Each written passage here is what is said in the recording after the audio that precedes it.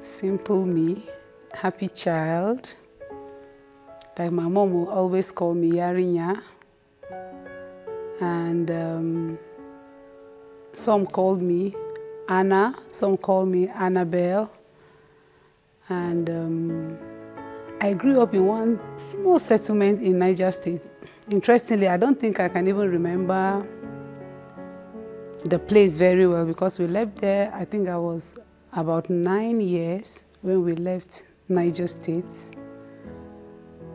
Okay, I was a happy child, no dull moment with this girl.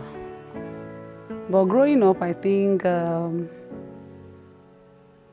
was becoming reserved, like little by little. But as a child, I was a very happy, easygoing, always there, always available to help. At times, even when I'm not even asked to help, I always offer help. So I was a happy child. I love to explore as a child, yes. That curiosity of children, I was very curious, and somehow I had golden eyes. Anything you want to find, just call me. I will find it. I was the only child of my parents. Okay. Still I am, okay, no siblings, but I have people I call my sisters, my brothers, but biologically I'm the only child of my parents. All right. Mr. Thomas Madauchi. That was my father. A very loving man, easygoing. He was in the police force for some years. He left. But I would say their marriage didn't last that long, and my mom had to come back home, back to Kaduna. Her parents were in Kaduna at that time, and she moved back with me. One good thing I like about sharing this story is the fact that, when people see you from a broken home, the first thing they're like, it's not likely this person is going to stay married for 20 years. And to God be the glory, my marriage is going to be 25 years next year. I told myself the struggles of my mom and the struggles of my dad, I said, no, mine is going to be different. Seeing her at times sitting down helpless, crying, and I'll be like, I wish I have the strength to just do something to this man. But growing up, I realized I had to choose my battles. I have to look well in order not to end up like my parents. And I'm glad. I said I was going to look very well. My mom has always been hardworking. When it comes to like life being difficult per se, I will not say there was any day we stayed without food. No. My mom took care of me like she took care of me the way my father would. She was very hardworking. And interestingly, it was when we came home that my mom actually went back to school, finished her secondary school, proceeded to Polytechnic, had diploma. Okay, she did that while she was actually working, because when she came, in those days, I think those secretaries in those days, using typewriter, shorthand, she went to learn that, and she came back, she got a job. She worked with Ariwa Textiles Limited till her death. Okay, we came back home. I finished my primary school. During primary school days, we moved back to my grandparents' house, and my grandparents, very accommodating. In those days, you see grandmother, mother, like having children almost at the same time, because my mom and I, a lot of people thought I was her younger sister.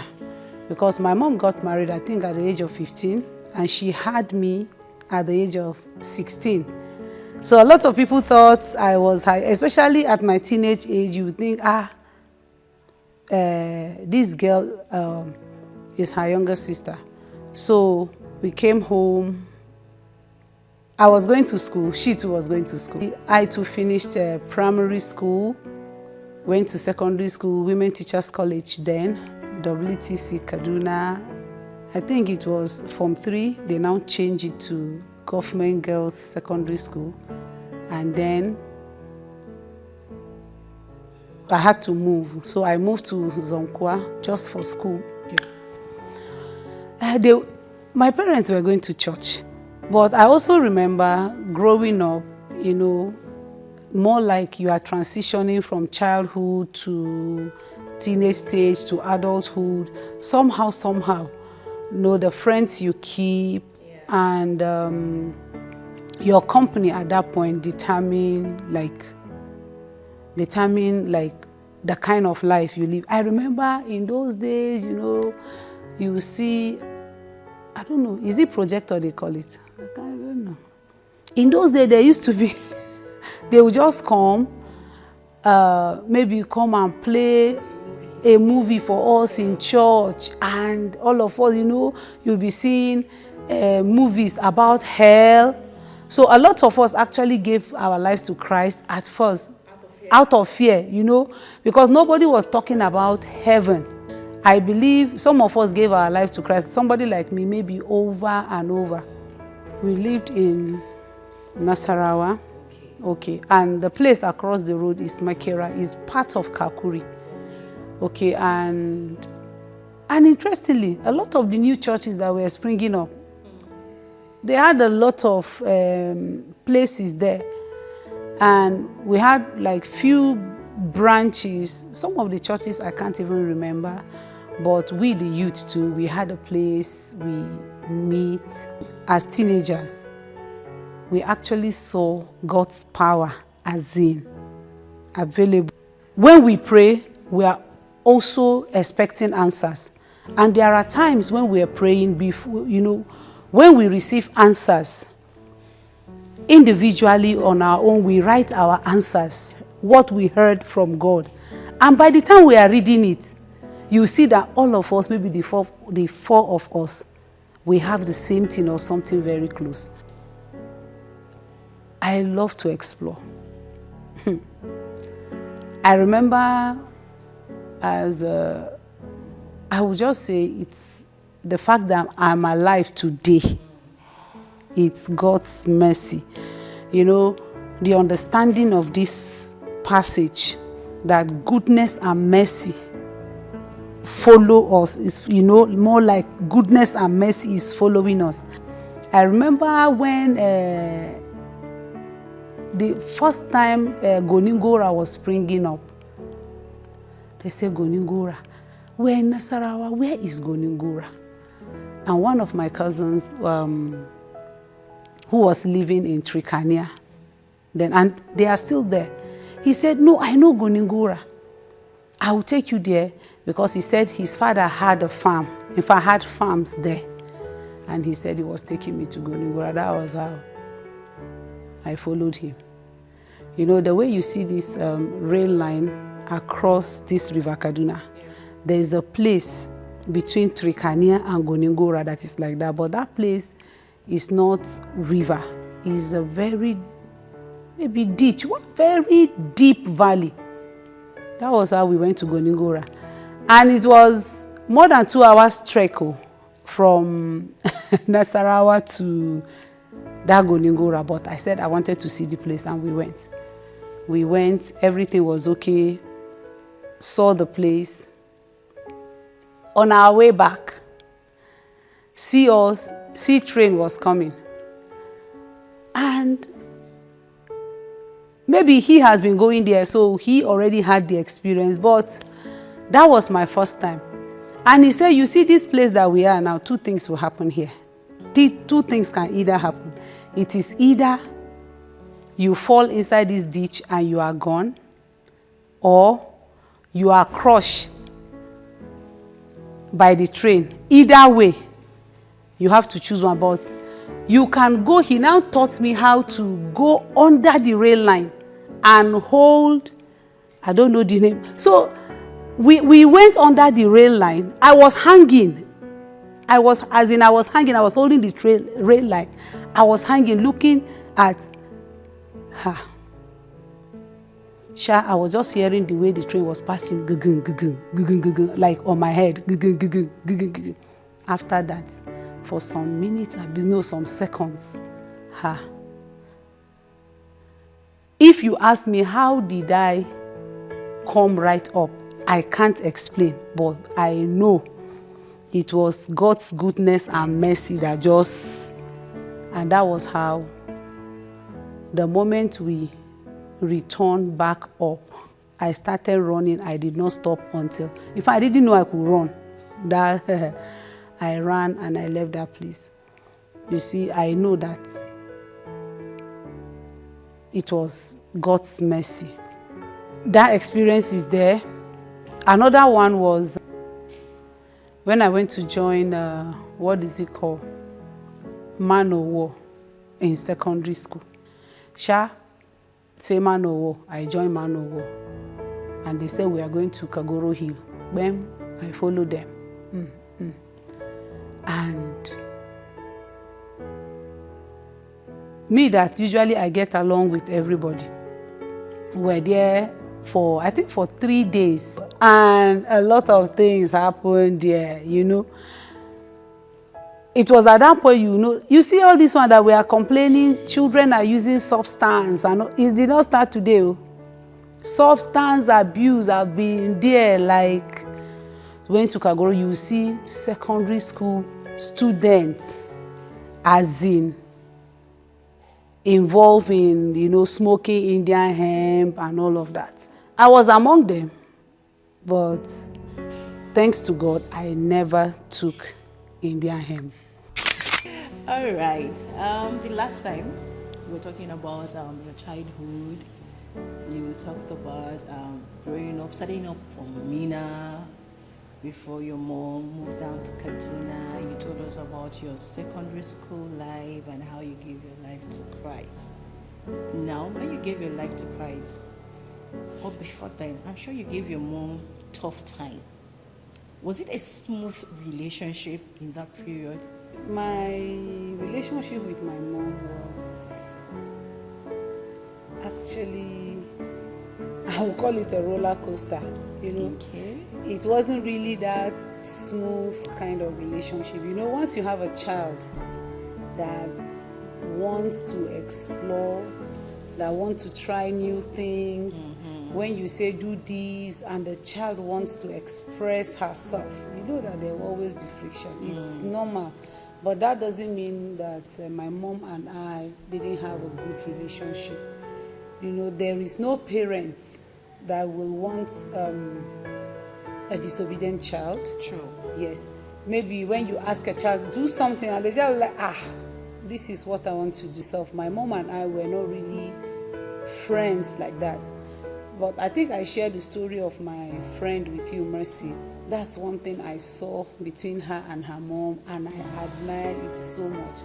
But my mom was a kind of like a military, do this, do this, do this. You can't even ask questions, so you just do what she asks you to do. So, but I think somehow, the late teenage stage, entering my adulthood, we actually became best of friends. Because there was really nothing that I could do that would make her beat me. She can beat. My mom is, I can say she had PhD in beating. I know once you had mentioned your village and there was a farmland you didn't like that. So before you talk about the farmland, how did you even go back to the village? Because you were in KD now. What took you to the village? So maybe you just pick it up from there, then tell us about the farmland. Okay. Yes. When my mom passed, Yes. Then my grandparents had moved to the village, and the family also decided that I have to move to the village. Yes, so now, I drag, I fought, but I had to move back to the village. Yeah. So going back to the village already, I know that I have the power to change certain things. Okay, This is the season for cocoyam. Okay. Is that farm? I ran away from the village because of that cocoyam farm. Anytime we go to that farm, I don't have issue with going down. I don't have issue with going Masara. When you see cocoyam, I will come out. The mud there. There are places you enter, the mud will be like almost to your knee. Wow. Yes. And when it is rice, immediately after the cocoyam, they level the place and they put rice. Okay. And rice again, you are walking there. The fact that farm, I always have scratches and wound. I think that was it. The farm, there was something about that farm. You go cocoyam season, by the time you harvest, you will now come back home, your body will be itching like, and they will not tell you that rub palm oil, the itching will stop. I say, fine girl like me rubbing palm oil. I say, mbao. So they'll ask me, rub palm oil. Wow. The time of, I always say, goodness and mercy. Yes. One of the times we were going to that rice plantation, when we were going, because we have to cross a river, like my grandparents had the small farm is this side, that we plant cocoyam. Okay. Then they also have a very big one after, there's one big river. So you have to cross the river. And when we were going to the farm, the water was just around my knee. But when we were coming back, the water was here. Wow. I don't know how to swim. So we went with my cousin. It was my cousin. Haba. Let me blow outside. So I said, no, this farm, I can't. And my grandparents didn't know why. I just one day, if I had to leave the village, I stole money. I now went to my grandmother's box. Yes. I can't remember whether 3,000, I can't remember, but I stole money. That was how I ran. Wow. To Jos. Wow. That was how I ran to Jos to live with my grandmother's younger sister. Wow. Yeah, so that's the story of the farm landing. Wow. But interestingly, I've gone back there myself. And the place is looking different, or it's still the same? It is still the same, but I did not go to that place that I had to cross the river. Okay. But that cocoyam plantation, yes, it's still there. Yeah, it's still there. I went there, and the place is still the same. Still the same. Nothing has changed. I know you schooled in Zaria. Yes. So, how Jos, Zaria, can you blend the story for us? Let's get a connect. What happened in Jos? How did you find yourself back to Zaria? So, but my going to Zaria, from that Jos, when I heard that there was, they were going to employ people, I went to Ministry of Mines and Power, and I wrote application. But writing that application, I was called for interview, but somehow I didn't even go back. Because these my friends, these new friends that we met, all of them, their parents were soldiers. And there was something about them, all of them, you could hear how they say, no, our parents are living this kind of life. We shouldn't live the same life that our parents are living. And one discussion that was always constant around us is talking about the vicious cycle of poverty. That time, so how can you break that cycle of poverty? And one of the things that always come up is education. Dr. Israel was already in ABU. Sonny just got admission into University of Jos. Then John was already in school. He was in the University of Jos too. Then one of them was in, I think, Federal University of Technology. I don't know if it is Yola or far north. So they could go to university because their result was okay. You know, I was telling you, my first WAEC, okay, the WAEC I wrote with, in fact, my full chest. Yes. I got 1 credit. So with that 1 credit, I couldn't enter university, but I could also go to, I could either go to Polytechnic, even the Polytechnic, I think you should have, maybe, is it 2 or 3 credits for them to give you a national diploma, even if you don't have your maths and English complete. Yeah. So that was why I went to Zaria the first time to study purchasing and supply. Imagine the kind of course. So the course wasn't accredited. Yeah. And I think eventually they had to scrap the course. Okay. So that was how I came back. And I said, this time around, going to school, let me look for the course that I will do. That even if I'm not employed by anyone, I will have job. I will create job for myself. Yeah. So that was how I went to FC Zaria.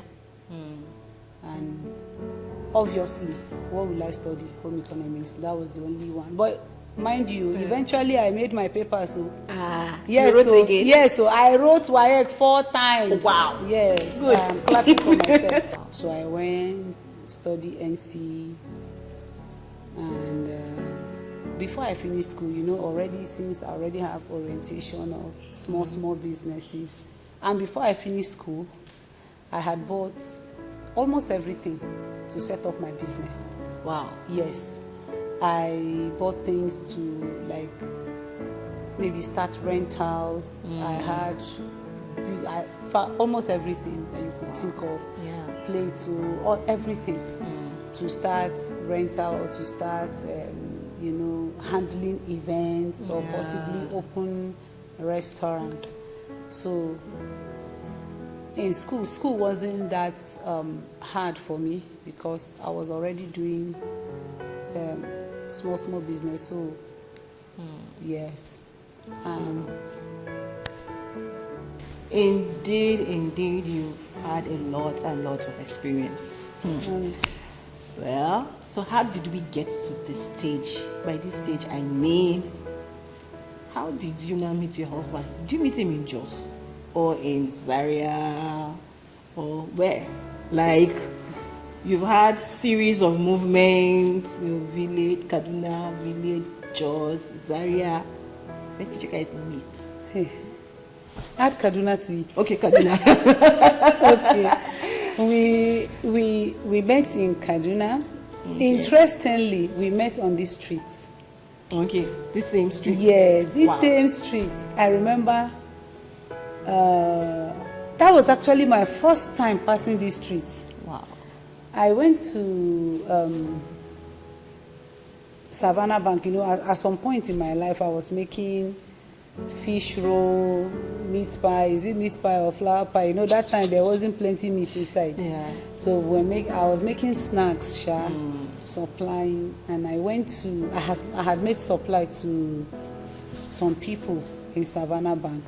So I went there to collect my money, and I was going to Angwanrimi from Savannah Bank. But the money I had with me wasn't enough. I was just thinking that this money will not take me to Angwanrimi and now take me back to Nasarawa. I said, let me just walk. And that was the first time I just walk past. I said, let me walk maybe somewhere after NTA. So I was walking. And we met. Will I say we met? I passed. I was at that junction, and a young man came, and I said, "Hello, where are you heading? Are you going my way? You know, in those days now, Yeah. when guys want to toast, he say, are you going my way? He said, okay. I said, I'm going to Angorimi. He said, okay, I can drop you. I said, thank you. And I entered. He said, ah. So much later when we were talking, he said, I passed him by the transformer. And I didn't notice. He said, who is this fine girl? And I'm like, you know, when he told me, he said, and that was it. We met there. He took me. And that day, at least, I did not trek. The last time we talked about how you met your husband. And I don't know if you want to share a bit of your marriage. Like, what is that thing that kept you married? And, you know, earlier on you had mentioned how you started life with your parents, your mom and dad didn't stay that long. But you are married, you still married, you still have your husband, kids, lovely family, and all that. So what is that thing that kept the union going? You know, my husband is the opposite of me. You know, me, I'm kissing now. I talk, I shout.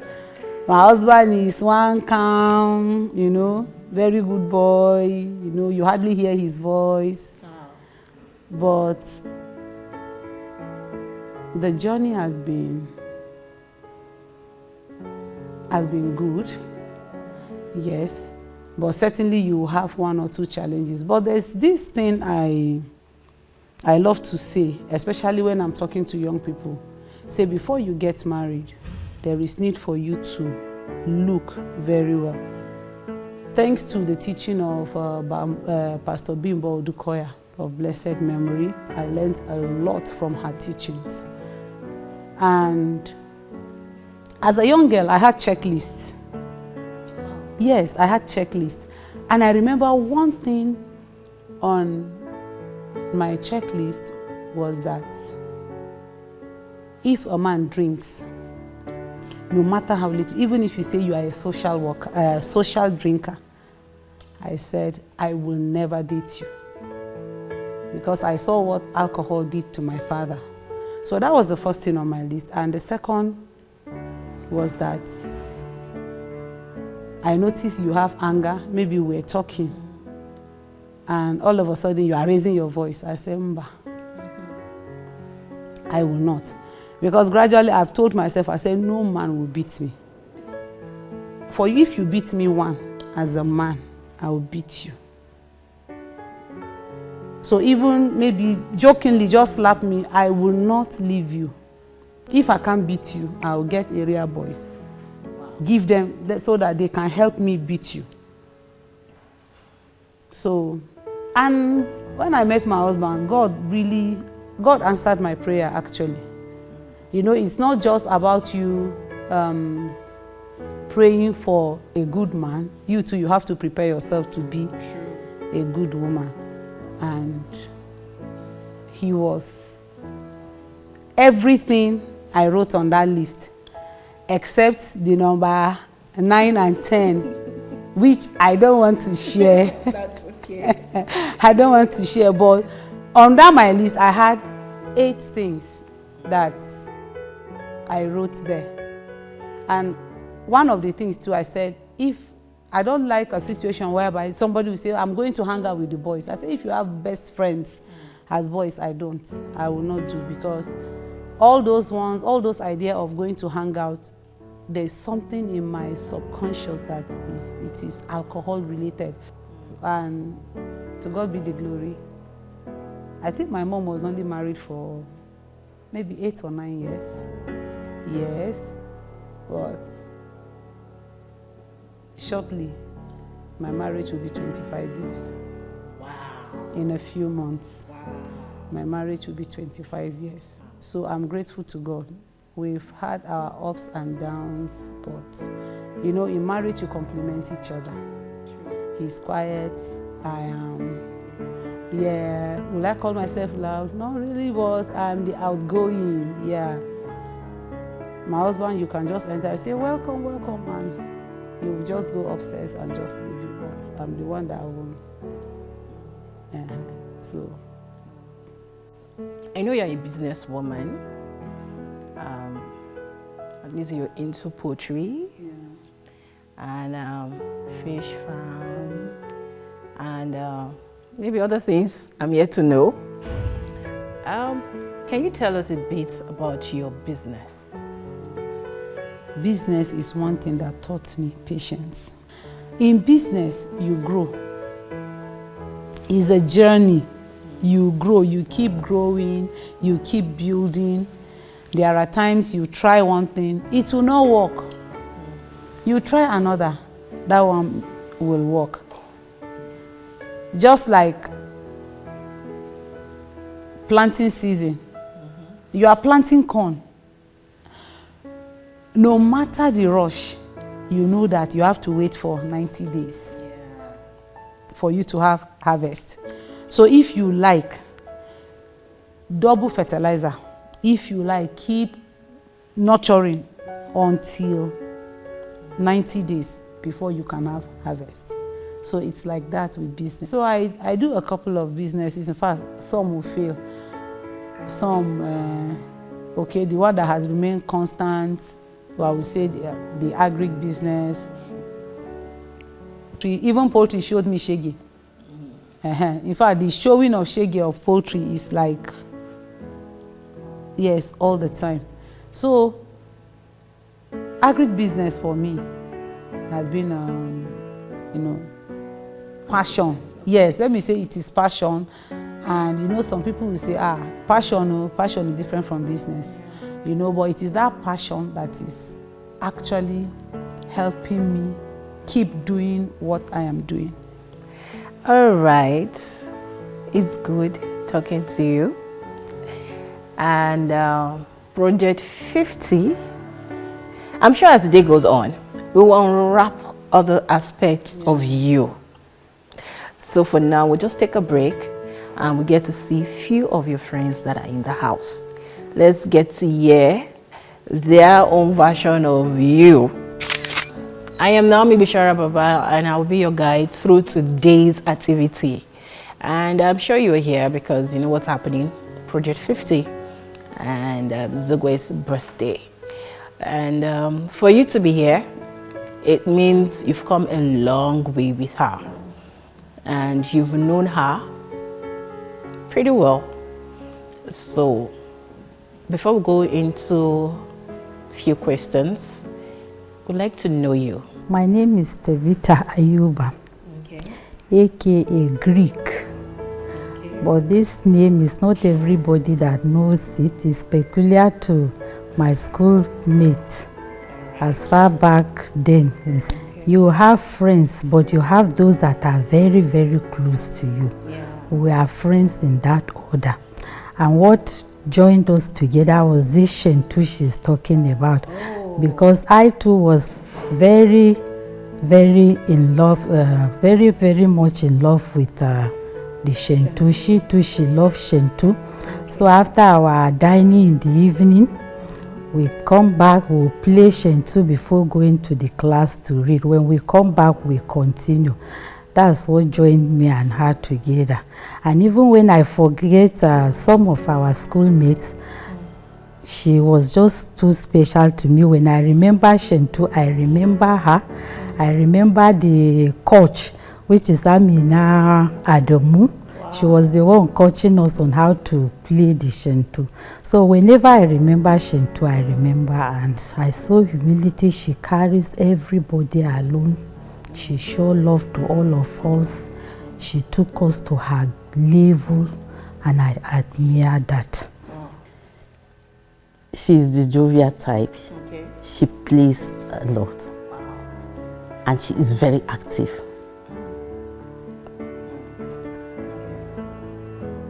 That Christianity in her, I think she has that fear of God in her, and it still continues in her. That's what I see in her up to date. I see Anna like someone that she has this confidence. I don't have that. And again, she's lively, she's friendly. So I see this even in school, that is who she is. She's lively, she's friendly, you know. Zugwai Adebayo is a go-getter. Okay. She doesn't relent. If she wants to do something, she does it. No matter how you try to bring her down, she won't listen to you. Once she has a goal, she go for it. She's a good person. She will stand by you through thick and thin. She does not want anything that will hurt you. She protects you. She shields you. She can give her all for you. That's the kind of person Zugwai is. She's one person that she feels your pain. And when she knows you are down, she's there with you. She doesn't drift back, even when you are in pain. She's somebody that stays put at all times. I look at her as mother. You understand? Like, is a person that when you finish quarreling a child concerning the issue, what he does, and at the end of the day, you're coming back to tell that child, sorry, take something, go and get something for yourself. Sarakuna na gaishe ku. To sunana ne Zugwai Adebayo. Jikan gidan Isuwa. Amma ni ba na ganin kaina cewa jika ce kuma. Ina ganin kaina yar gida. Domin ban tsammani an sanni a Madakiya yadda aka sanni a nan garin ba. Ko ɗan yaro aka kira ɗan yaro ya san waye. So dama mun saba zuwa, but this time around muka ce let's just make it a little bit different. Which let us, as part of the NGO I belong to, Gracious Heart Starting Point Initiative, muka ce bari mu zo mu medical outreach as a way of giving back to the society. Then also muna da program for yara. And essence of that group na yara is to develop our children. Muka duba there is need for us yaran muna koya musu tun suna kanana, so da sun tashi ko sun tafi waje ba za su zama problem ba, za su zama yaya masu amfani a society. Shi yasa muka zo nan. Dan Allah ya yarda a watan biyu ina hada documentary, ina gode ma Ubangiji. Zai yi shekara 30 da mama na ta rasu. Zan yi kuma shekara 50 da haihuwa. So ina hada documentary yanda zan celebrating lokacin. So na ce bari mu yi amfani da dutse daya mu kashe tsuntsu biyu. So shi yasa muka zo gida a wannan lokacin. What you say? Zan ce da cewa na marace ki da zuwa, bakinki da suka zo da tawaganki da suke kawo nan garin, da abokanai na wanda muna hulɗar sarauta da su, wanda su mara baya sun gan amfani muhimmanci wannan abun da na gaya musu, sun ce ya dace su zo su tabbatar da wani abun saboda tarihin gobe, kun sun koma yankinsu su ma su su bada tarihin nan ga abin da sun zo sun zuga. Okay, my name is Michael Yakubu. Okay. From this community. Okay. Yeah. Okay, so how long have you known Anna? It is a long time. I have known Anna for this almost 40 years. I've known her. Exactly. Wow. Exactly. It's a long time. Exactly. Really, especially all her parents, the mother and the father. The father was a jovial man. In fact, he loved mingling with people. He came back, he was having money by that time. And it was from him we were really seeing this new notes, because his father worked with the bank. Okay. So when he came back, immediately he paid his pension. he will go to the bank, he will come back with these new notes. He will be displaying it in the community here. Yeah, that is why everybody, especially our parents, they will be following after him because they know they will achieve something from him. So we cannot forget that. Although we were kids by then, but we still remember. And the mother, in fact, she was, I can just say, she was a philanthropist in the sense that she really helped people. Gracious Art has impacted not only me, I would say all of us, because and in a topic that one of the teachers have shared with us about thinking big, thinking beyond your level, don't think under your level, think high. Like you're in this level, you're in secondary school, you say yes, I want to be a doctor. You have to think big and you have to work towards it, not for you to just stay and just relax and say no, I want to be a doctor. No, it won't work like that. Yeah. Actually, they taught us about personal hygiene. So I learned different ways because I'm kind of dirty sometimes. So when she came, she was like telling us as a lady, you're supposed to be clean. When you go out, you see like a neat girl so that even though you grow your children, you learn. And discovered that she has been a caring person. Despite the tension, the pressure within the home, she one day tell me, well, I won't say I won't do it. And I discovered this because the Spirit of God is in her.